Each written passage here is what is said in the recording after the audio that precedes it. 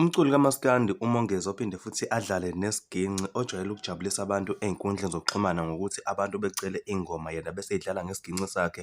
Ucelwe ingoma kaSkweletu ena ethi ngiyazondlela, wayishaya njengoba injalo. Abalandeli bakamongezi hlezi bemkhulekisa ukuthi laba bantu abanegama noma sebedume kakhulu bembone naye ukuze bezokwazi ukuthi bemthathe besebenze naye ngoba unekhono eliyisimanga lokudlala isiginci.